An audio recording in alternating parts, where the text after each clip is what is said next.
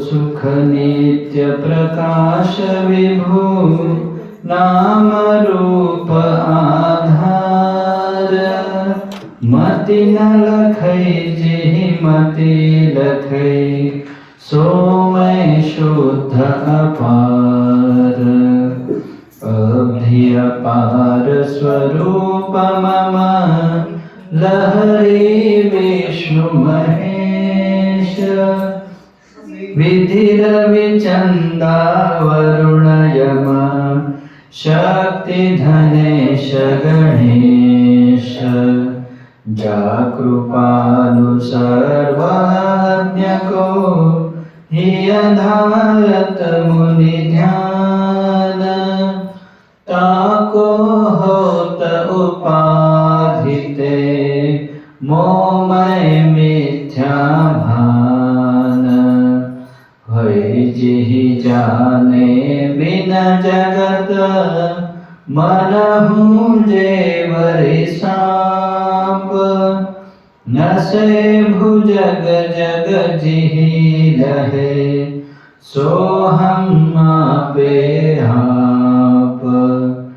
बोध चाहि जाको सुकृति भजत राम निष्काम। सो मेरो है आत्मा काकु करू प्रणाम। को करू प्रणाम। हर ओम सिद्ध सद्गुरु पादाब्जं जननी जनकस्तथा तत्वोपदेशकर्तारं नत्वा भक्तिपुरस्सरं नत्वा भक्तिपुरस्सरं। वसुदेवसुतं देवं कंसचाणूरमर्दनं देवकी परमानन्दं कृष्णं वन्दे जगद्गुरुम्। ॐ सहना भवतु सहनौ भुनक्तु सह वीर्यं करवावहै तेजस्विनावधीतमस्तु मा विद्विषावहै। ॐ शान्ति शान्ति शान्तिः। परम पूज्य प्रातस्मरणीय सच्चिदानंद घनस्वरूपी जगद्गुरु सिद्धांत स्वामीजींच्या दिव्य चरणी मनपूर्वक अभिवादन करून तत्स्वरूप वेदांत वागीश गीतोत्तम वेदांत आचार्य अनंत श्री जोशी श्रोत्रिय ब्रह्मनिष्ठ सद्गुरु अप्पाजींच्या पावन चरणी दीर्घदंडवत प्रणाम करून अधिष्ठात्री सर्व देवतांना सर्व साधू संतांना वंदन करून उपस्थित साधक बांधवांच्या हृदय विद्यमान परमात्म्याला सुद्धा नमन करून प्रिय साधक बंधूंनो, आपण श्री विचार सागर मध्ये काल विवेक वैराग्य शमाधी षट संपत्ती मध्ये शम दम श्रद्धा समाधान उपरती इथपर्यंत आलो. तितिक्षा एक उरलेला आहे. पुढे मुमुक्षुता आहे. कालच्यामध्ये काय मला सांगा. विवेक वैराग्य समजलं सगळ्यांना. विवेक वैराग्य शम दम. दम म्हणजे तो दमा नाही, इंद्रिय दमा. श्रद्धा समाधान उपरती. उपरती म्हणजे त्याग केलेला पुन्हा इच्छा न कर. आज पाहूया तितिक्षा लक्षण. पेज नंबर 6 अंक 13. आतपसीत क्षुधा तृषा इनको सहन स्वभाव ताही तितिक्षा कहत है कोविद मुनिवर राव.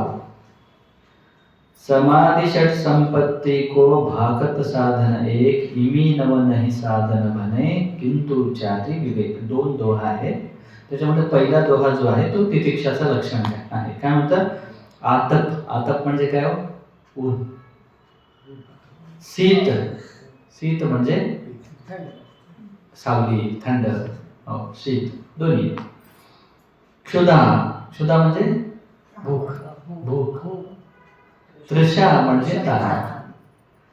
इनको सहन स्वभाव ताही तितिक्षा कहत है कोविद मुनिवर राव. कोविद म्हणजे 18 नंबर दिले पहा. कोविद कहिए पंडित ऐसे मुनि जो सन्यासी तिनमें वर कहिए श्रेष्ठ जो विद्वत सन्यासी तिनका राम कहिए आचार्य. म्हणजे आचार्य आचार्य कोणाला म्हणायचं?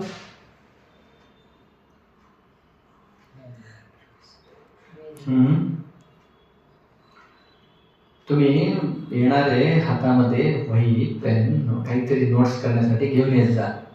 तिथे आता आचार्यबद्दल डेफिनेशन जो आहे याच्यामध्येच या ग्रंथामध्येच टिप्पणी नंबर 384 वर दिलेला आहे. 384 ते नंतर शोधा तुम्ही कुठे येतं ते. तर त्याच्यामध्ये दिलं आहे आचिनोती च शास्त्रार्थम आचार्य स्थापयत्यपि स्वयं आचरते यस्मात् आचार्यस्तेन कथ्यते. एक श्लोक आहे. इथे त्याचा अर्थ दिलेला आहे काय की आचार्य कोणाला म्हणायचं शोधायचं का. मग ते परफेक्ट आन्सर कुठे येईल?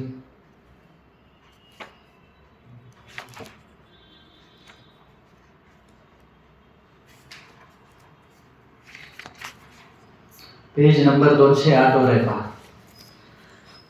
आचिनोती च शास्त्रार्थम आचार्य स्थापयत्यपि स्वयं आचरते यस्मात् आचार्यस्तेन कथ्यते. 384 टिप्पणी अस्या लोकन को शास्त्रोक्त आचार विषय स्थापन भी करे और जाते आप भी शास्त्रोक्त आचार को आचरता है इस हेतु करी सो आचार्य कहिए है. लोक स्वतः सुद्धा शास्त्राप्रमाणे वर्तन त्याचं आचरण असावं आणि शास्त्राप्रमाणेच दुसऱ्यांना आचरण करण्यासाठी प्रवृत्त करणार असावं तर त्याला काय म्हणतात आचार्य. नुसतं बोलण्याने आचार्य होत नाही. खोटं बोलू नये सगळ्यांना माहित आहे. खोटं बोलून जर खोटं बोलू नये म्हटलं तर तो वागणारा नाहीये, सत्यवान नाहीये. तसं इथे शास्त्राप्रमाणे स्वतःही आचरण करणारा आणि दुसऱ्यांना करवणारा त्याला काय म्हणतात आचार्य. म्हणजे इथे आचार्यांच्या मताने काय सांगितलेलं आहे तितिक्षाचं लक्षण. द्वंद्व सहनम तितिक्षा. द्वंद्व म्हणजे दोन म्हणजे आता जसं ऊन थंडी विपरीत आहे ते. ऊन इकडचं टोकाचं आहे थंडी इकडचं दोन्ही सहन करावं याला द्वंद्व म्हणतात. क्षुधा तृषा मान अपमान अजून काय आहे तसे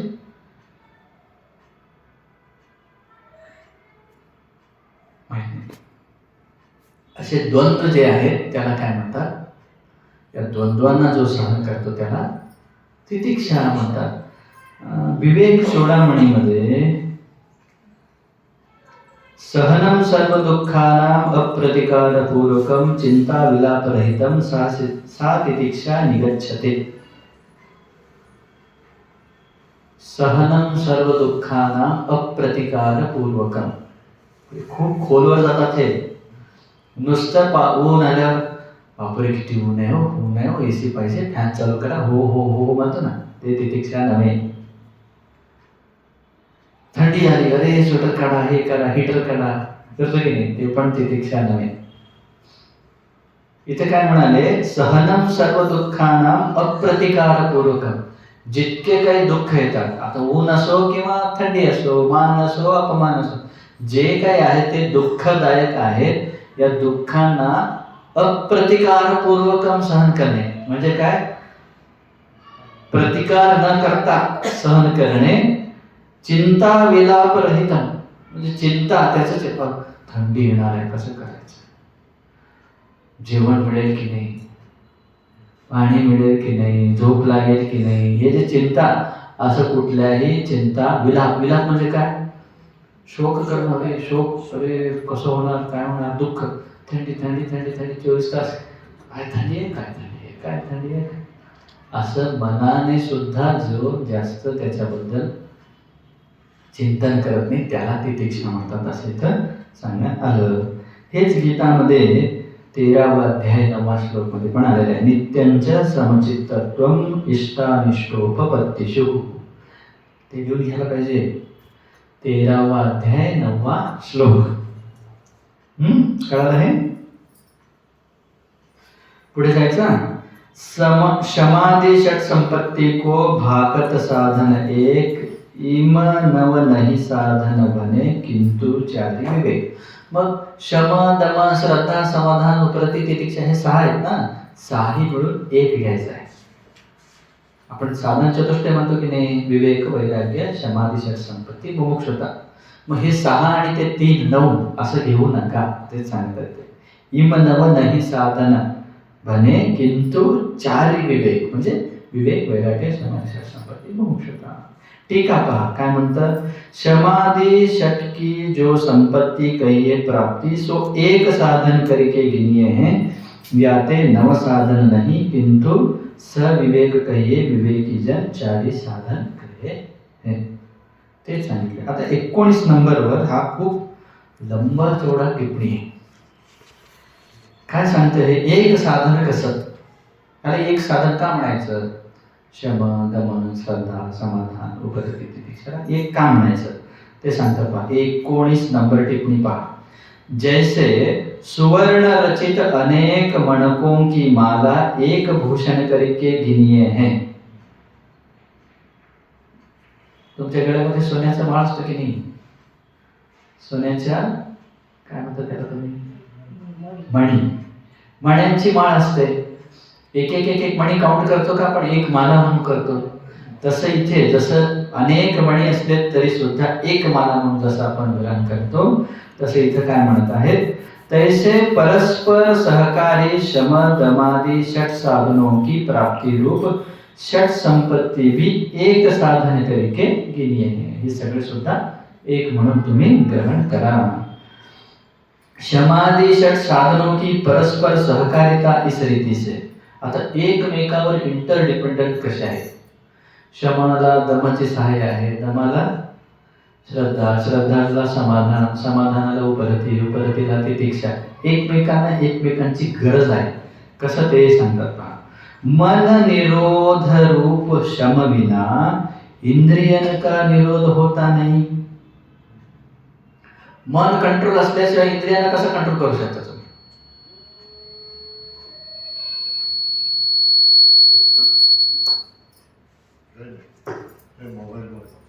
मोबाईल बंद करा. काय झालं ते पहा. काय म्हणाले, मन जोपर्यंत निरोध होत नाही तोपर्यंत इंद्रियांचा निरोध होऊ शकत नाही. त्यामुळे याते दमकू शम की अपेक्षा आहे. इंद्रियांचं दमन करायला मनाचं शमन आवश्यक आहे, म्हणजे शमदमन आवश्यक. मन के निरोध विना बहिर्मुख स्त्री पुत्रादि विषय आसक्त भय मन की वेदांत शास्त्र और सद्गुरु विषय पूर्ण श्रद्धा रहती नहीं. याते श्रद्धा को भी शम की अपेक्षा है. आता सर्व त्याग करून यायला पाहिजे ना. इथे घर बीर सगळं काम तुमचं सगळं सोडून इथं आला तर काय होईल. इथे बसून ऐकू शकता हो की नाही. तेच सांगत आहे ते. मन के निरोध विना, मनाचा निरोध झाल्याशिवाय बहिर्मुख स्त्री पुत्र आदी विषय आसक्त भय मन की वेदांत शास्त्र और सद्गुरु विषय पूर्ण श्रद्धा रहती नाही. इथं येऊन बसला तिथं चिंता लागली तर इथं काय श्रद्धा राहणार आहे. इथे सांगण्यावर श्रद्धा राहत नाही. त्यामुळे काय म्हणतात, याते श्रद्धा को भी शब्द की अपेक्षा आहे. श्रद्धाला सुद्धा इंद्रियाचं मनाचं गरज आहे. पुढे मन के निरोध विना ब्रह्म विषय चित्त की एकाग्रता होवे नहीं. एकाग्र बसू शकेल का मन चंचल असतात, अनकंट्रोल असतात नाही. याते समाधान को भी शम की अपेक्षा है. जैसे दुग्धादि उत्तम आहार से पालन किया अबद्ध बिल्ला मूषा को देख के ठहरता नहीं किंतु मूषा के ऊपर दौड़ता है, तैसे विषयनते उपराम को पाया जो मन सो निरोध रूप रस्सी से मुक्त हुआ ठहरता नहीं किंतु प्राप्त विषय के ऊपर दौड़ता है. याते उपराम को भी शम की अपेक्षा है. इथं उदाहरण काय दिले. जैसे दुग्धादि उत्तम आहार से पालन किया अबद्ध बिल्ला. बिल्ला म्हणजे हे मांजर. मांजरीला तुम्ही चांगलं दूध बिल सगळं खाऊ घातलं बांधल्याने अबद्ध म्हटलेलं आहे. अबद्ध म्हणजे बांधून ठेवलेलं नव्हे, फिरणार मोकळं असलेलं मांजर जो आहे, जर त्याच्या समोर मूषाकू देखील, मूषा म्हणजे उंदीर, उंदीर पहिले थांबतो का? पोट जरी भरलं असेल, तुम्ही सगळं दिला असला तरी, जसं ते उंदरावर उडी मारतो पकडायला, त्याप्रमाणे विषयन ते उपरामकू पायवा जो मन, म्हणजे विषयापासून नको बाबा म्हणून सोडून आलेलं मन, सो निरोध रूप रस्सी से मुक्त हुआ ठरता नाही. म्हणजे जर त्याला मन जर कंट्रोल नसल तर तो पण काय करतो? सोडलेली वस्तू परत आली परत पकडतो. त्यामुळे इथे काय म्हणत आहे? उपराम कुबी शमकी अपेक्षा है. उपराम म्हणजे चोपरत. अंतर्मुख भय मन से शीत उष्णादि द्वंद्व का सहन होवे है, बहिर्मुख मन से नहीं याते तितिक्षा को भी शम की अपेक्षा है. काय म्हणत आहे की मन जर इथं आत्मचिंतनात असेल तर बाहेर काही जास्त गोंधळ झाला तर फरक पडत नाही. थंडी असो, ऊन असो, वारा असो, जेवण झाले नाही झालं, जे झालं, कधी कधी ते तुम्ही टी व्ही वगैरे पाहत असताना, सिरियल पाहत असताना आठवण येते का जेवणाची, झोपण्याची, सगळं विसरून जातं की नाही? विसरून जातं की नाही? तसं इथे अंतर्मुख मन झाल्याशिवाय बहिर्मुख म्हणजे काय म्हणताय? शीत उष्णादी द्वंद्वाचा सहन होतो. तेव्हाच अंतर्मुख असेल तरच ते काय होतं? शीत उष्णाचं आपल्याला सहन होतो. नाहीतर बहिर्मुख मन जर असेल, बाहेर बाहेर जाणारं जर मन असेल, बाहेर बाहेर कुठला मन जातो? ज्याला विषयाचा आवड आहे तोच बाहेर जातो, ज्याला आत्म्याचा आवड आहे तो आत राहतो. त्यामुळे कोणाला तितिक्षाला सुद्धा शमाची आवश्यकता आहे. इस रीति से शम को दमादिकन की सहकारिता है, कहिए सहायता है. म्हणजे पहा, साहीला उरलेल्या पाचीला हा कोण? शम जरुरी आहे असं सांगितले. आता दुसरा, तैसे किल्ली विना काच विषय नेत्रवृत्ति की न्यायी इंद्रिय रूप द्वार के निरोध विना मन का निरोध होता नहीं, याते शम को दम की अपेक्षा है. कल्ली विना, किल्ली विना नाही, कल्ली विना. तैसे कल्ली विना, कल्ली म्हणजे पारस, पारस विना आरसा आरपार जातो, हो की नाही? तसं इथे काय म्हणत आहे? इंद्रियांचा निरोध, जोपर्यंत इंद्रिय कंट्रोलमध्ये येत नाही तोपर्यंत मन कसं कंट्रोलमध्ये येईल? त्यासाठी इंद्रियांचा सुद्धा म्हणजे शमकू दमकी अपेक्षा आहे. नुसतं मन कंट्रोल असणं उपयोग नाही, इंद्रिय पण कंट्रोल असायला पाहिजे.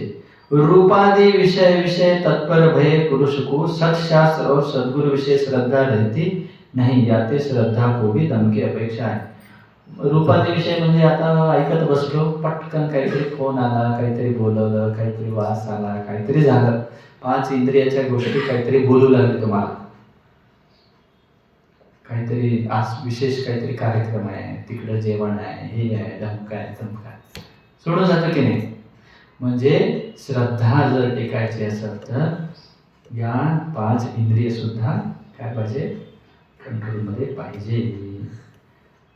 इंद्रियाने के निरोध विना चंचल भय मन विषय एकाग्रता ठरत नहीं, याते समाधान को भी दम की अपेक्षा है. एकाग्रता पाहिजे म्हणजे काय पाहिजे? ध्यान करायला बसतो की नाही आपण? कसं बसतो? किंवा पूजा करत असतो, कसं पूजा करतो? इकडे पूजा चालू असते, ए दूधवाला आल्याकडे पूजा आहे काय? ओके नाही? छान सुगंध वास, फोडणीचं वास आलं बाबा, पूजेला बसला ना, लवकर लवकर आटपायचं, जेवण ताट बसल्यावर बसायचं, हे होत नाही. त्यामुळे काय म्हणत आहे? इंद्रियांच्या निरोधाशिवाय मन एकाग्रता होऊ शकत नाही, त्यामुळे त्याला समाधान भेटत नाही. इंद्रियन के रोके बिना प्रत्यक्ष अनुभव किए अनुकूल विषय विषय राग के उद्बुद्ध संस्कार द्वारा इच्छा हुए है, याते उपराम को भी दम की अपेक्षा है. उपराम म्हणजे त्याग करणे, विषयांचा त्याग करणे, पुन्हा अपेक्षा न करणे. जर इंद्रिय कंट्रोल नसेल तर पटकन धावतो परत, हो ना? त्यामुळे इंद्रियाचं दमन आवश्यक आहे. इंद्रियान के रोके बिना प्रत्येक झालं नाही. इंद्रिय के निरोध विना विषय के दर्शन करी विक्षिप्त भय मन से द्वंद्व धर्म का सहन होता नहीं आते तितिक्षा को भी दम की अपेक्षा है. तितिक्षा म्हणजे काय? द्वंद्व. थंडी ऊन वारा आला तर जर मन इंद्रियावरच जर असेल तर काय होणार आहे का? तितिक्षा सहन होणार आहे का? नाही होणार. त्यामुळे इंद्रियाचे काय दमन अपेक्षा आहे. कशासाठी? तितिक्षासाठी. इस रीति से दम को शम आदि की सहकारिता आहे. असं त्याने प्रत्येक गोष्ट सांगत गेलेली आहे. शेवटी अजून एक आहे, इथून श्रद्धा ही सर्व साधनाला सहकार्य आहे असं सांगणार आहे. त्याच्यामध्ये एक विशेष लिहून दिले, परमार्थ आपल्याकडून काय घडत नाही. जो घेणार सूत्र लिहून द्या. विषयासक्ती परमार्थ करू देत नाही.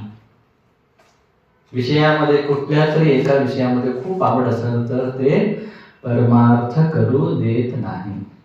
बुद्धिमांद्य परमार्थ कळू देत नाही. मंद बुद्धी असेल तर परमार्थ बाबा आमच्या डोक्याच्या बाहेर आहे. बुद्धिमंद जर असेल तर परमार्थ कळू देत नाही. कुतर्क परमार्थ पटू देत नाही. कुतर्क बुद्धी असेल, सारखं असं कसं काय पण सांगतात, असं कसं म्हणणारे असेल, कुतर्क, तर्क असावं, कुतर्क असू नये. समजून घेण्यासाठी तर्क करावं. पण उगाच असं कसं स्वामीजी, आता 2 × 2 4 असं कसं म्हणलं, काय सांगणार, ते कुतर्क झालंय. तर असं कुतर्क जर असेल तर परमार्थ पटू देत नाही. विपरीत भावना परमार्थ टिकू देत नाही. विपरीत भावना म्हणजे विरुद्ध भावना. सांगतं काय ब्रह्मसत्य, आम्ही म्हणतो नाही ब्रह्म नाही. सांगतं काय जग मिथ्या, आम्ही काय म्हणतोय जग सत्य. ही विपरीत भावना. ही विपरीत भावना असेल तर परमार्थ टिकू देत नाही. सक्त, असक्त, आसक्त असे 3 शब्द आहेत. सक्त म्हणजे संयोग. सक्त म्हणजे संयोग, जिथे 2 गोष्टींचा एकत्र होतो त्याला सक्त म्हणतात. असक्त म्हणजे वियोग. मी घरापासून असक्त आहे, किंवा मी घरापासून, घर मला खूप सक्त आहे. सक्त आहे म्हणजे जवळ, खूप चिटकून राहणे. असक्त म्हणजे दूर राहणे. आसक्त म्हणजे विशेष चिटकून राहणे. काय? विशेष संयोग, त्याच्या विना मी जगूच शकत नाही, त्याला आसक्त म्हणतात. म्हणून प्रेम असावं, आसक्ती असू नये. आसक्ती आणि प्रेमचा फरक काय? प्रेम म्हणजे एक प्रकारची काळजी, चिंता, आपलेपणा. आसक्त म्हणजे काय? मी सांगितल्यासारखंच करायला पाहिजे, मी ये म्हणलं तरी यायला पाहिजे, जा म्हणलं तर जायला पाहिजे, बस म्हणलं तर बसायला पाहिजे. हे आसक्त. तर आसक्त असू नये असं सांगितलं. इथं पहा, आता श्रद्धाचं पाहूया आपण. तैसे सद्गुरु, अजून एक काहीतरी म्हणून,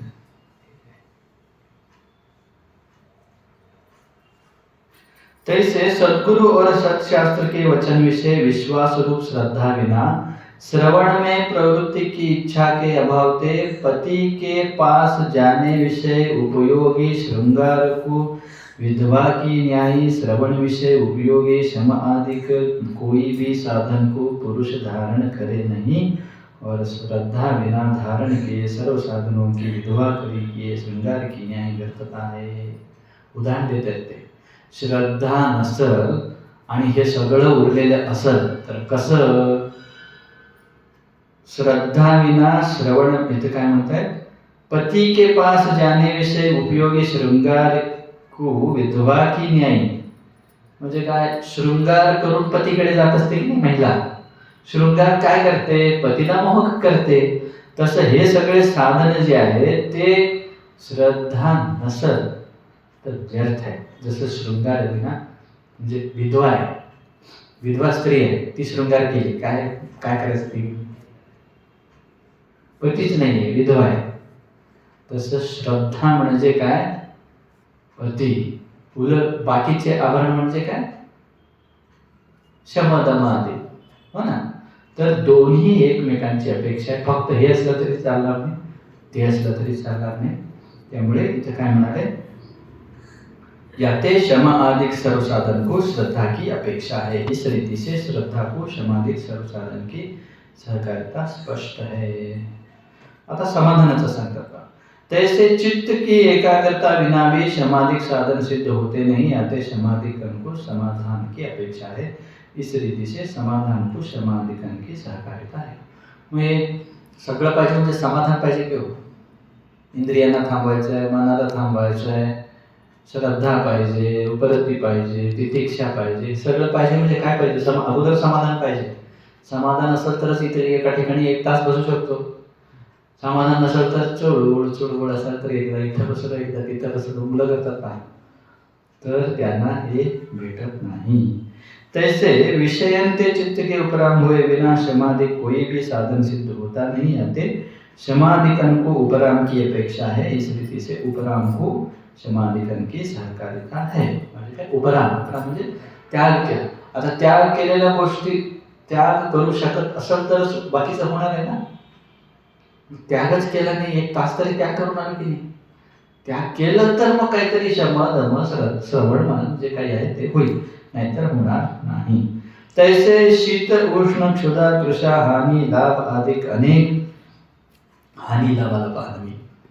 मान अपमान घेतला होता पण इथं हानी लाभ अधिक अनेक व्यवहारिक उपद्रव के सहन विना मन निरोध, इंद्रिय निरोध, गुरु शास्त्र वचन विषय आस्तिकता, चित्त एकाग्रता और प्राप्त धनादिक विषयनते उपरामता सिद्ध होवे नहीं।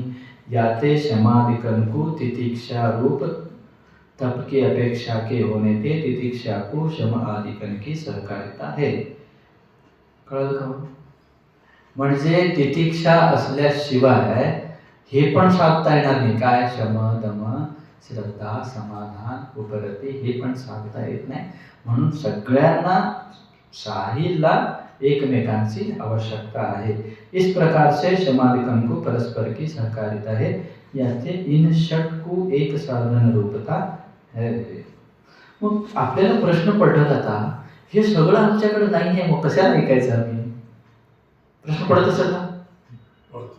ना विवेक आहे, ना वैराग्य आहे, ना क्षमा आहे, ना दम आहे, श्रद्धा आहे, समाधान, कुठलं तरी एक असेल की हो. विवेक आहे की नाही? 100% नसेल कोणालाही, पण 10-20% तरी विवेक आहे. क्रियामध्ये नसेल पण मनामध्ये तरी आहे. काय बाबा सगळं अनित्य आहे, फक्त एकच देव नित्य आहे, एवढं आहे ना, ठाम आहे ना मनामध्ये. जरी प्रॅक्टिकल मध्ये नाही आहे, थिअरॉटिकल मध्ये तरी आहे. वैराग्य आता थोडं 1 तास तरी आहे की हो. वैराग्य आहे, क्षमा आहे, मन इथंच आहे ना. दम आता खाणं पिणं काय चालू नाही आहे, दम पण आहे. श्रद्धा ऐकत आहे, हो हो मोंडी डलत आहे म्हणजे श्रद्धा आहे. उपरती त्याग करून आलेलं आहे. तितिक्षा आता फॅन बी नाही आहे, सगळं आरामात आहे ना. तितिक्षा समाधान आहे, श्रद्धा आहे, सगळं आहे. थोडं थोडं कामिना आहे. एक जरी असं स्वामीजी सांगतात, पाण्यामध्ये तुम्ही कुठे नदीला वगैरे कुठे स्नानाला वगैरे गेला का, किंवा कपडे धुवायला वगैरे गेला असाल तर जर कपडे वाहून जात असाल तर काय करायचं? समजा चादर आहे किंवा एक लुंगी आहे, साडी आहे, काही आहे, वाहून जात असेल तर त्याचा एक टोक जर पकडला तर पूर्ण येतो की नाही? सगळ्यालाच असं पकडावं लागतं नाही. एक टोक जर पकडला त्याचा तर कसं येतो, तसं या 4 पैकी कुठलं तरी एक जरी हातात आलं आपल्या तर बाकीचं सगळे आपोआप येतं.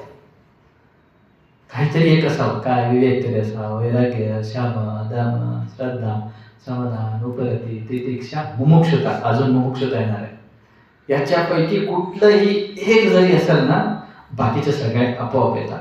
म्हणून खचून जायचं नाही, अरे बापरे खूप अवघड आहे, आपलं नाहीये, आपलं नाहीये. नाहीये, असं नाहीये, आपल्यासाठीच आहे. कुणी जन्मता जर सगळं साधन जर परिपूर्ण असलं तर ज्ञानी झाला की होतो, पूर्ण उत्तम अधिकारी झाला, तूच ब्रह्म आहे म्हटलं, झालं ज्ञानी झाला. असे लाखो करोडामध्ये कुठेतरी एक असतात. पण हे करत गेलं तर हळूहळू येतं. ठीक आहे. पुढे जायचं. आता पेज नंबर 7. अथ मुमुक्षुता लक्षण. मुमुक्षुचं लक्षण सांगतात पहा. ब्रह्म प्राप्ति और बंध की हानि मोक्ष को रूप ताकि चाह मुमुक्षुता भाकत मुनिवर भू. मुमुक्षुताचं कुठले कुठले लक्षण होते हो चंद्रोदयमध्ये? मोक्ष मोक्ष मोक्ष मोक्ष सांग. मोक्ष सर्व दुःखों की निवृत्ती, परमानंद की प्राप्ती, त्याला मोक्ष म्हणतात. ह्याची जो इच्छा करतो तो मोक्ष. हो की नाही? तर इथे काय म्हणत आहे? ब्रह्म की प्राप्ति और अनर्थ की निवृत्ति मोक्ष का स्वरूप है, ताकि इच्छा का नाम मुमुक्षुता है. मुमुक्षुता और मुमुक्षुत्व पर्याय शब्द है. पर्याय शब्द म्हणजे काय? 21 वर देतात पहा. एक अर्थ वाले दो शब्द परस्पर पर्याय कहिए है. एकच अर्थ देणारे दोन शब्द असतील तर त्याला पर्याय म्हणायचं. म्हणजे अगदी आम्हाला काहीच माहित नाही असं म्हणून समजून ते सांगत आहे.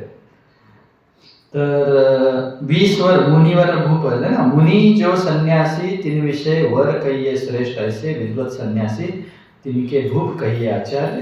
तेच आचार्याचं लक्षण पुन्हा 2 वेळा येते. कळलं का? मुख्यतः म्हणजे काय? ब्रह्माची प्राप्ती आणि अनर्थाची निवृत्ती. अनर्थ आहे की नाही? वाटतं की नाही? काय अनर्थ आहे बाबा? अनर्थ म्हणजे अर्थ नाही आहे ज्याला ते अनर्थ. अर्थ आहे का? जगण्यात अर्थ आहे. जगत आहे सगळेजण, मुंगी, मांजर, कुत्रे. अर्थ आहे याच्या जगणे. आपण पण जर नुसतंच सकाळपासून संध्याकाळपर्यंत नुसतं जेवण, झोप, परिवार चिंता हे ते ह्याच्यामध्येच असलं तर ते अनर्थ आहे, दुःख आहे. दुःख ते ना अनर्थ.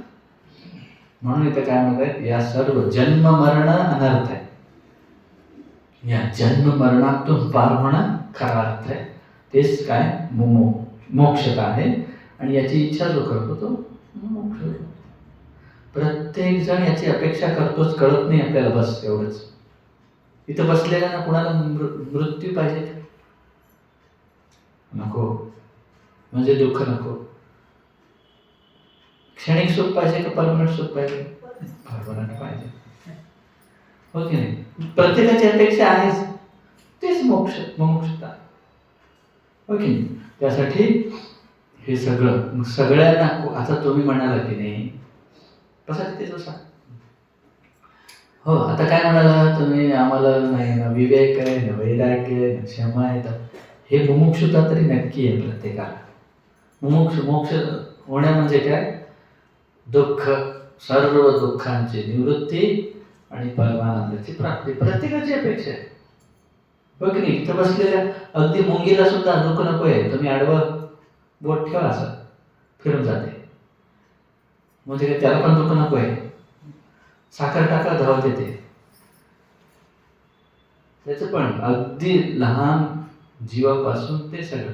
असं का होतं? सगळे ब्रह्मस्वरूपच आहे, त्यामुळे होतं.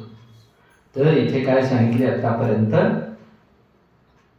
विवेकादी साधनच्या दृष्ट्या सांगितले. आता अजून ते पुढे जातात. हे सगळे नवीन आहे. याच्या पुढे ये चव साधन ज्ञान के श्रवणादिक त्रैमेली, तत्पद तुमपद अर्थ को साधन अष्टम भेदी. जुनी हिंदी आहे. आता टीका अर्थ सांगतात पहा. विवेकादी चारी, विवेक, वैराग्य, समाधी, जड संपत्ती, मोक्ष, 4 झाले. 5वा श्रवण, 6वा मनन, 7वा निधिध्यासन, 8वां तत्पद के अर्थ का और त्वम पद के अर्थ का शोधन. हे असे 8 काय आहेत?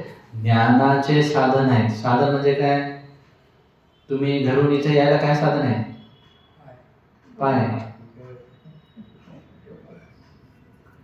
गाडी, कार, स्कूटर, पाय, रिक्षा, जे काही आहे ना हे साधन आहे की नाही? तसं इथे ज्ञान होण्यासाठी काय साधन आहे? विवेक, वैराग्य, समाधी, संपत्ती, मुमुक्षुता, श्रवण, मनन, निधिध्यासन, तत्व पदार्थ शोधन. म्हणजे काय? तत्, तो, त्वम, मी. ते दोन्हीचं शोधन म्हणजे काय, तो कोण आहे, मी कोण आहे, त्याचं शोधन करणे हे ज्ञानाचे 8 साधन आहे. आता प्रश्न पडला, मग आम्ही कर्म जप ध्यान विन करतो ते काय व्यर्थ आहे का हो की नाही? ते सांगतात पहा, अंतरंग और बहिरंग साधन. अंतरंग ये 8 है, यज्ञाधिक बहिरंग. अंतरंग धारे तेजे, बहिरंगन को संग. काय सांगतात पहा, पुढे जाऊ आपण. पेज नंबर नाही, इथं काहीतरी आलं, काहीतरी सुटलं. शोधनवर आलंय. शोधनवर टिप्पणी आलंय. तत्व पदार्थ शोधन म्हटले ना, तत्व पदार्थ शोधन कसं करायचं, 22 नंबर. याचं विशेष माहिती Balabodhini page number 10, page number 100, Panchadashi 3:8. Panchadashi 3रा अध्याय 8वां श्लोक. काय देतं पहा, चेतन का और जड़ का क्रमते कार्य कारणपणा. आता माझ्यामध्ये आणि त्याच्यामध्ये हे शोधन करायचं आहे ना, मी कोण तो कोण, याचं जर शोधन करायचं असेल तर काय, चेतन आणि जड, कोण चेतन आहे कोण जड आहे, कार्य कारण, अधिष्ठान अध्यस्त. अधिष्ठान म्हणजे काय, चंद्रोदय पाहिजे. जो आप निर्विकार रूप से स्थित होवे, अविद्याकृत कल्पित कार्य का आश्रय होय, ताको अधिष्ठान कहिए. म्हणजे काय, सोन्याचं आभरण, सोन्यामध्ये जो निर्विकार रूप से स्थित होय, सोन्यामध्ये काय विकार झाले का आभरण बनवताना, सोनं जसं आहे तसं आहे. जो आप निर्विकार रूप से स्थित हुए, अविद्याकृत कल्पित कार्य का आश्रय होय. आभरण होण्यासाठी आश्रय काय, सोनंच आहे. पण स्वतः सोनं बिघडलंय का, 1 तोळ सोनं होतं, त्याचं आभरण बनवलं, कमी झालं का ते, 1च तोळच असतं ते पण, हो की नाही. म्हणजे स्वतःचा विकार न करून घेता जो काल्पनिक विकार आहे त्याला जो आश्रय होतो त्याला काय म्हणतात, अधिष्ठान. मग इथे जगाला अधिष्ठान कोण आहे, ब्रह्म आहे ना, आणि जग काय, अध्यस्त आहे. अधिष्ठान, अध्यस्तपणा, दृष्टादृश्यपणा. दृष्टा कोण आहे, आत्मा आहे, दृश्य प्रपंच आहे. साक्षीपणा, साक्षी मी साक्षी आहे, ते काय समोरचा साक्षपणा. तिथे साक्षपणा, मी साक्षी वस्तू जो है, इसका शास्त्रोक्त अनेक प्रक्रिया करके जो विचार करना कहिए. शास्त्रीय दृष्ट्या हे चिंतन करायचं आहे, आपण केलेलं आहे चंद्रोदयमध्ये, आता आपण सागरमध्ये करणार आहोत. विचार करना कहिए, हंस पक्षी करी क्षीर नीर के विभाग की ज्ञानी. हंस पक्षी जो आहे दुधाला आणि पाण्याला वेगळं करतो, पाहिलं ते कधी, करतं का, होतं असं काय, कसं काय होतं सर, मी पण पाहिलं नाहीये, पण मी ऐकलंय. काय ऐकलंय, त्याच्या चोचामध्ये काहीतरी एक लिक्विड असा असतो म्हणे, जेव्हा त्या दुधात सोडतो तर जसं तुमचं पनीर होतं की नाही, तसं ते घट्ट होतो आणि ते खातो आणि शेवटी पाणी जे असतं ते खाली उरतो म्हणे, असं मी ऐकलंय, मी पण पाहिलेलं नाही. असं असू शकेल. म्हणजे काय, हंस पक्षी पाणी आणि दुधाला वेगळं करतं, दूध घेतं आणि सोडतं. किंवा घृत और तक्र के विभाग की न्याय. घृत म्हणजे काय, तक्र म्हणजे ताक. दोघांचं वेगळं केलं, वेगळं करू शकतो की नाही, म्हणजेच लोणी आणि ताक वेगळं करणे.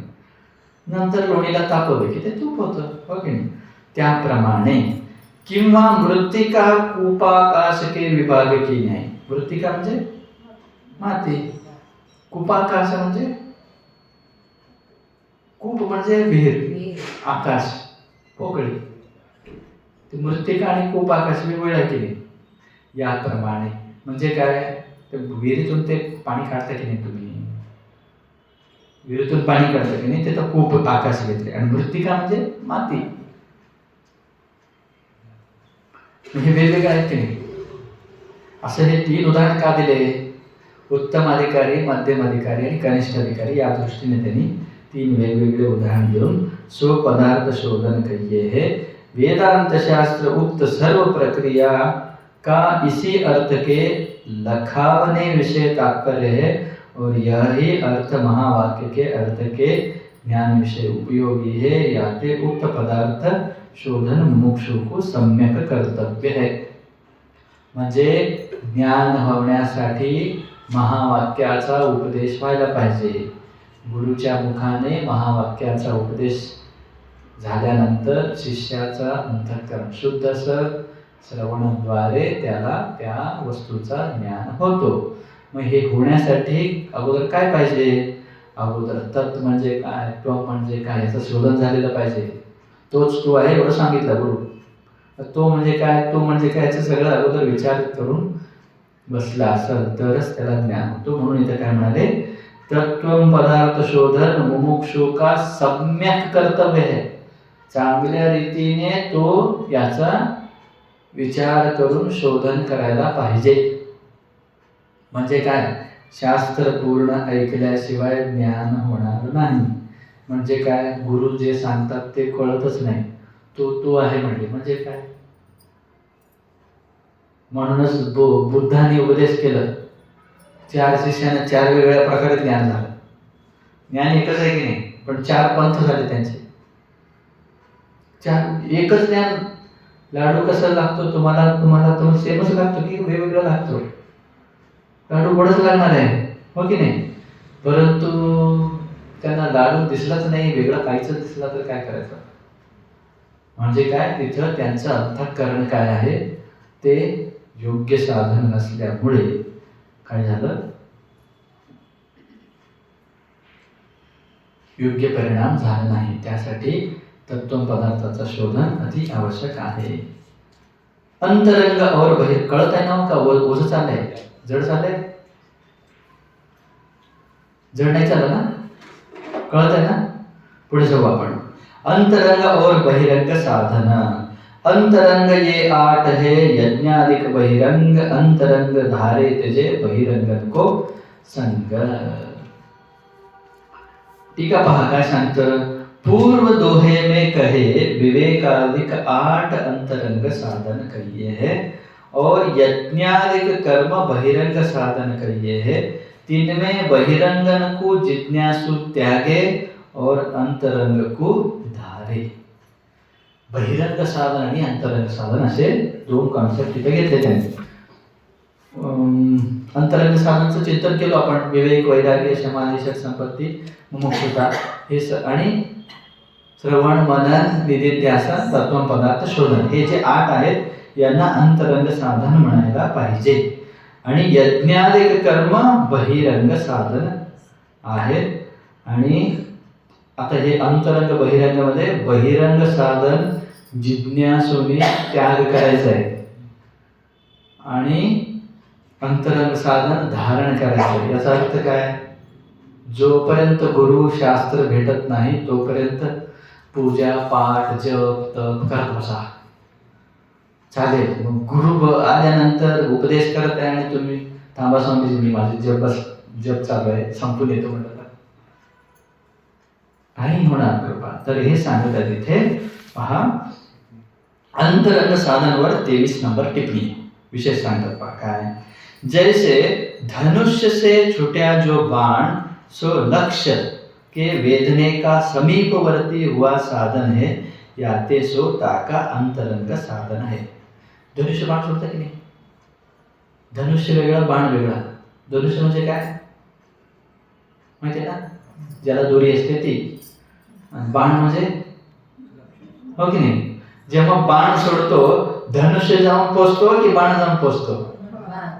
बाण जाऊन पोचतो की नाही? म्हणजे लक्ष वेधायला काय जवळ झालं, बाण की धनुष्य? बाण. जसं बाण लक्षाच्या जवळ जातो तसं हे अंतरंग साधन जे आहे ते आपल्या लक्षाच्या जवळ जातं. आपलं लक्ष काय, मोक्ष. तर तेच सांगतं. तैसे विवेकादिक 8 ज्ञान के समीपवर्ती हुए साधन है, याते वे ज्ञान के अंतरंग साधन कहिए है. कळलं? बहिरंग साधन क्या मतलब पहा. जैसे धनुष जो है सो लक्ष्य के वेदने का दूरवर्ती हुआ बाण के छूटने द्वारा साधन आहे याते सो ताका बहिरंग साधन आहे. मग त्या धनुष्याशिवाय ते बाण जाऊ शकत का?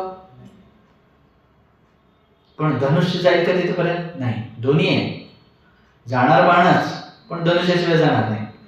पण धनुष्यातून बाण सुटल्यावर धनुष्याची गरज आहे का? गरज आहे नाही. तसं इथे जोपर्यंत अंतरंग साधन भेटत नाही तोपर्यंत बहिरंग साधन करत राहा.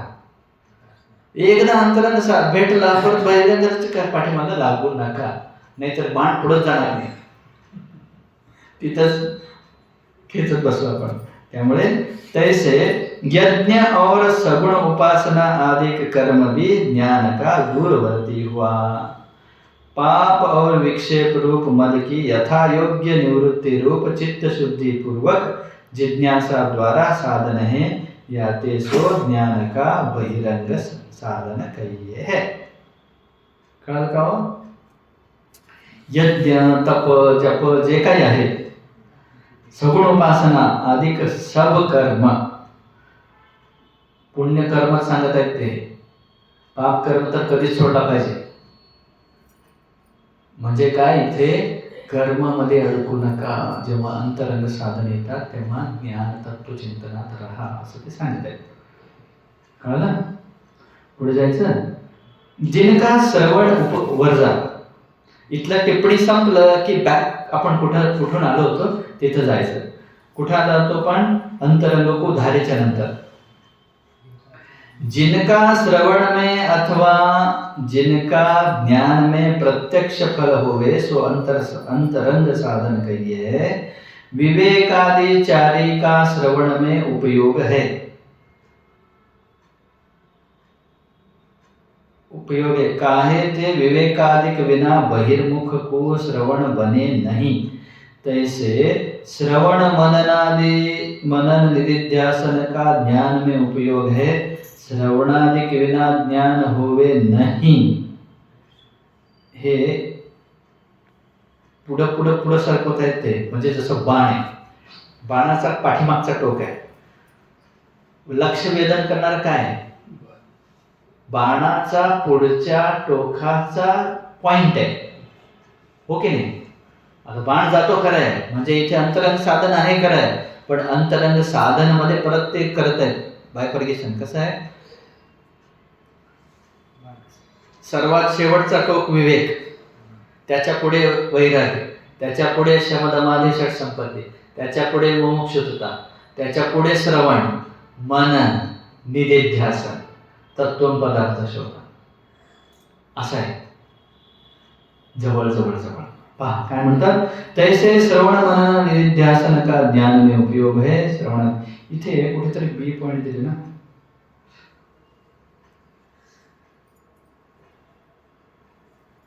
नंतर बघते.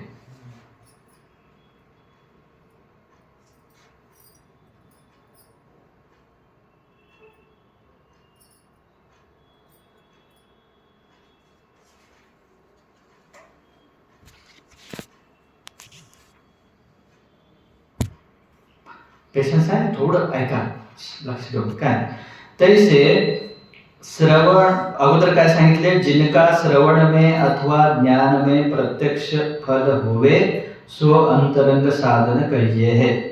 म्हणजे काय? ज्ञान होण्यासाठी जे डिरेक्टली संबंध जवळपासचे आहेत त्यांना काय म्हणायचं? अंतरंग साधन.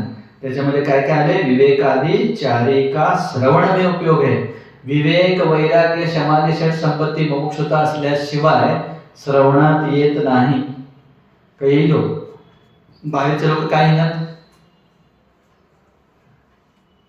विवेक नाही म्हणजे काय? परमात्मा एकच सत्य आहे, बाकी सगळं अनित्य आहे, हे त्यांना ज्ञान नाही. खायच्यात काय नुसतं फुकट ऐकत बसतात, काम नाही धंदा नाही म्हणणारे आहेत ते, हा की नाही? म्हणजे त्यांना विवेक नाही. विवेक असला असता तर वैराग्य असला असता, मग त्याग करून आला असता. वैराग्य असला असता तर पुढे शम दम श्रद्धा समाधान वगैरे केलं असता. आणि शेवटी काय? मुमुक्षुता असलीच पाहिजे. हे चारही असले तरच तो श्रवणामध्ये बसतो. हा बाबा याच्यामुळे मला ज्ञान होईल, हे ज्याला विश्वास आहे, हो ना, श्रवण केल्याने मला उपयोग होईल, ज्ञान होईल, हे जर पक्क असेल तर तो श्रवणात येईल. म्हणून काय, विवेक आदी सगळे श्रवणासाठी उपयोग आहेत. कसे इंटरडिपेंडंट आहेत पहा. तुम्ही अगोदर काय पुण्य, सकाम पुण्य असो किंवा कुठलाही पुण्य असो, निष्काम पुण्य असो, अगोदर सकाम पुण्य पाहिजे, त्याच्यानंतर निष्काम पुण्य पाहिजे, त्याच्यानंतर विवेक पाहिजे, विवेकानंतर वैराग्य, वैराग्यानंतर समाधी शासन, त्याच्यानंतर मुमुक्षुता, त्याच्यानंतर श्रवण. म्हणजे ते सगळे एकमेकाला अवलंबून आहेत, उपयोगी आहेत असं सांगून पुढे सांगतात. तैसे श्रवण मनन निधिध्यासन का ज्ञान में उपयोग है. ब्रह्मज्ञान होण्यासाठी, स्वतःचं स्वरूप ज्ञान होण्यासाठी श्रवण मनन निधिध्यासन यांचा उपयोग आहे. श्रवणादिक विना ज्ञान होवे नाही, म्हणून ज्याला, जो बहिरा आहे त्याला ज्ञान होत नाही. म्हणून सिद्धार्थ स्वामीजींच्या कथामृतात आले की नाही, श्रेष्ठ इंद्रिय म्हणजे कुठला इंद्रिय, कर्ण, गोकर्ण प्रसिद्ध आहे की नाही. का प्रसिद्ध आहे? अध्यात्मामध्ये श्रवण इंद्रिय फार महत्वाचं आहे. श्रवण इंद्रिय नसल तर त्याला ज्ञान होत नाही. त्यामुळे श्रवणादिक विना ज्ञान हुए नहीं, तैसे तत्पद का अर्थ और त्वमपद का अर्थ जाने विना भी अभेद ज्ञान हुए नहीं. आता श्रवणामुळे कळालं बाबा की देव असा आहे, तो असा आहे, कळालं. पण तो देव मधला तत्व, माझ्या मधला तत्व दोन्ही एक आहे हे अभेद ज्ञान जोपर्यंत तत्व पदार्थ शोधन करणार नाही तोपर्यंत होणार नहीं, अभेद ज्ञान होणार नहीं. इस रीति से विवेकादि 40 साधनों का श्रवण में उपयोग है, श्रवणादिक 40 साधनों का ज्ञान में उपयोग है. याते 8 अंतरंग साधन है. का ग वरून चाललंय फ्लाईट मोड मध्ये आहे, कळत आहे ना. पुढे जायचं का, चेहरे सुकले कळत आहे. पुढे जाऊ. ज्याका ज्ञान में अथवा श्रवण में प्रत्यक्ष फल होवे नहीं, किंतु अंतःकरण की शुद्धि जाका फल होवे, सो ज्ञान का बहिरंग साधन कहिए है. ऐसे यज्ञादिक कर्म है. म्हणजे अंतःकरण शुद्ध होण्यासाठी हे यज्ञादी कर्म आहेत, त्यामुळे हे बहिरंग साधन आहेत. यद्यपि यज्ञादिक कर्म संसार के साधन है, तिनते अंतःकरण शुद्धि भी कहना संभव नहीं. तथापि सकाम पुरुष को संसार के हेतु है, परंतु निष्काम को अंतःकरण की शुद्धि के हेतु है. इस रीति से निष्काम पुरुष के अंतःकरण की शुद्धि द्वारा ज्ञान के हेतु है, याते बहिरंग साधन कहिए है. याच्यात शंका येतो की आपण जे पुण्यकर्म करतो, शरीराने, मनाने, वाणीने जे काही पुण्य करतो, करायला पाहिजे की नाही करायला पाहिजे, कुठेपर्यंत करायला पाहिजे, मग त्याग करावं का न करावं, हा सर्वात मोठा प्रश्न आहे साधकामध्ये, सर्वात मोठा प्रश्न. आणि खूप सारे साधक लोक या पॉइंटमुळेच बिघडलेले आहेत. ना इधर का ना उधर का झाले. का? खाली सांगतात 26 नंबर. जैसे कूप में गिरा पुरुष प्रथम वृक्ष की जड़ आदि आश्रय को पकड़ता है. पीछे, मी वाचतो नंतर अर्थ सांगतो. पीछे जब कोई दयालु पुरुष रस्सी गिरे तब उक्त आश्रय का त्याग करके रस्सी को पकड़ता है, परंतु रस्सी की प्राप्ति बिना जो उक्त आश्रय का त्याग करे तो उभय भ्रष्ट होय के कूप में ही डूबता है. म्हणजे काय उदाहरण दिले ते. कोणी एकटा व्यक्ती, सगळे जुने उदाहरण देतात, पायी जात होता कुठेतरी गावाला, जात असताना आता अनोळखी रस्त्यावर गेल्यावर काय करणार आहे. कधी कधी गाडी चालवत असताना पहा, नवीन रस्त्यावर गेलं तर ते स्पीड ब्रेकर कळत नाही, धाड ओढून पुढे जातो की नाही. पण ओळखी रस्ता असेल तर ऑटोमॅटिक ब्रेक दाबला जातो, हो की नाही. हा नवीन व्यक्ती दुसऱ्या गावात गेला होता, अंधार झाला, काळ संध्याकाळचा, आणि जाताना विहीर होती, तिथे दिसलंच नाही त्याला, झुडूप वाटलं. विहिरीत पाय घसरलं, विहिरीत पडत असताना काहीतरी आश्रय पाहिजे म्हणून तो प्रयत्न करायला गेला आणि झाडाची फांदी सापडली त्याला. तो त्याला पकडून बसला आणि आरडाओरडी करू लागला, कोणीतरी वाचवा, कोणीतरी वाचवा, कोणीतरी वाचवा. वाचवा वाचवा म्हणल्यानंतर अंधार झाला होता. 3-4 तासाने कोणीतरी लोक आले, पाहिले, अरे कोणतर विहिरीमध्ये ओरडत आहे. मग गावातून धावत आले. मग खोलवर होता तो. मग काय करायचं, रस्सी आणला तो. रस्सी आणून सोडला म्हणे, काय पकडा पकडा. तो रस्सी आला. रस्सी आल्यानंतर रस्सी पकडायला पाहिजे का नाही पकडायला पाहिजे. रस्सी जर तो पकडला तर सर्व जो वर बाहेर थांबलेले लोक आहे खेचून वर आणतील, बरोबर आहे की नाही.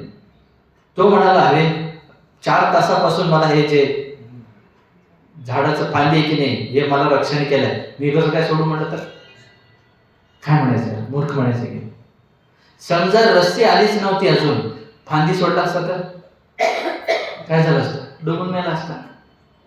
हे साधनाचं असं सांगत आहे, जोपर्यंत अंतःकरण शुद्ध होत नाही तोपर्यंत काय करायचं, साधना करायचं. कुठल्या, निष्काम पुण्य सकाम पुण्य. अगोदर सकाम नंतर निष्काम. निष्काम पुण्य असेल तरच अंतःकरण शुद्ध होते, सकाम पुण्य असेल तर अंतःकरण शुद्ध होत नाही, इकडे येत नाही, अजून संसारात गुरफटत जातो. निष्काम पुण्य करून आला, अंतःकरण शुद्धी झाली, आल्यानंतर गुरु भेटले, शास्त्र भेटला, शास्त्र चिंतन चालू झालं, मग सोडायचं आहे ते. इकडे गुरु भेटला नाही आणि शास्त्र चिंतन नाही.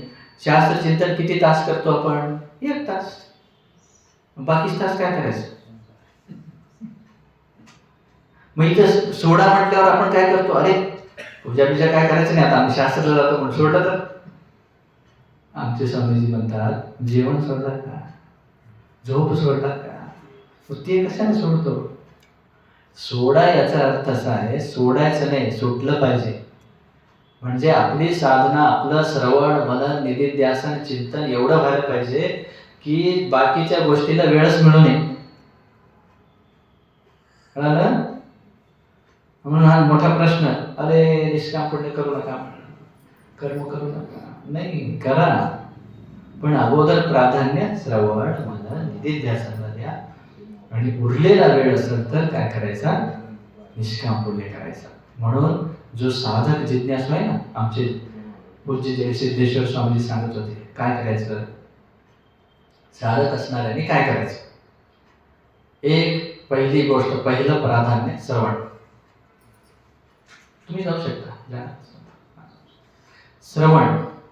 श्रवण झाला, मनन. मनन झाला, निधिध्यासन. ते श्रवण काय, मनन काय, निधिध्यासन काय, आता पुढे डिटेलमध्ये येणार आहे ते. समजा गुरु सांगणार असेल तर श्रवण करायचं, गुरु नाहीये काय करायचं. मी 1-2 ग्रंथ जर ऐकलं असेल तर जे शिष्य आहेत त्यांना ते आपल्याला जे कळालं ते नेक्स्ट जनरेशनला शिकवायचं. ते आता दोन्ही नाही आहे, ऐकणारे नाही आहे, सांगणारे नाही आहे. स्वतः वाचून बसायचं, चिंतन करत बसायचं. नाही आहे, कंटाळ येतोय, काय करायचं, सेवा करायचं काहीतरी. ते नाही आहे, जप करायचं. ते नाही आहे, जेवायचं, नाहीतर झोपायचं. या व्यतिरिक्त बाकी गोष्टी जिज्ञासूने करू नये. जितकं कर्म करायला जातो तितकंच आपण फसतो. त्यामुळे साधकांनी हे करायचं असं आमचे गुरुजी सांगायचे. तर काय, तैसे जन्म मरण रूप जलकरी युक्त संसार रूप कूप विषय गिर्या जो जीव. इथं ते दृष्टांतला सिद्धांत जोडतात. काय, जन्म मरण रूप जलकरी युक्त संसार रूप कूप म्हणजे काय, ती विहीर कसली आहे, जन्म मरण रूपी विहीर आहे. त्याच्यामध्ये पडलेला कोण आहे, गिर्या जो जीव, जीव पडलेला आहे. सो सत्संगादिक निमित्त करी प्राप्त भई शुभ वासना से कर्म उपासना विषय प्रवृत्त होवे. म्हणजे काय, सत्संगाने काय होतो, हा शुभ वासना जागृत होतो आणि उपासना आदि करतो. जब ईश्वर रूप दयालु पुरुष की कृपा करी चित्त शुद्धि पूर्वक जिज्ञासा आदि साधन की प्राप्ति होवे, तब सो पुरुष जिज्ञासु हुआ कर्म रूप बहिरंग साधन का त्याग करके विवेकादिक अंतरंग साधन को चित्त विषय धारे. परंतु अंतरंग साधन की प्राप्ति बिना जो बहिरंग साधन का त्याग करे तो यह जीव उभय भ्रष्ट होए के संसार रूप कूप विषय डूबता है. कळलं का होय? म्हणजे साधकांनी काय करायला पाहिजे? अगोदर निष्काम पुण्य करायला पाहिजे. कधीपर्यंत? जोपर्यंत चित्तशुद्धी होत नाही. चित्तशुद्धी झाली, ईश्वराची कृपा झाली, मग काय करायला पाहिजे? विवेक, वैराग्य, समाधी, संपत्ती, मोक्षता, मग श्रवण, मनन, निधिध्यासन, तत्व पदार्थ शोधन. इथपर्यंत आपल्याला जायचं आहे. म्हणून बहिरंग साधन त्याग करा आणि अंतरंग साधन ग्रहण करा, असा इथे उपदेश आहे. कुठपर्यंत आलो आपण? वर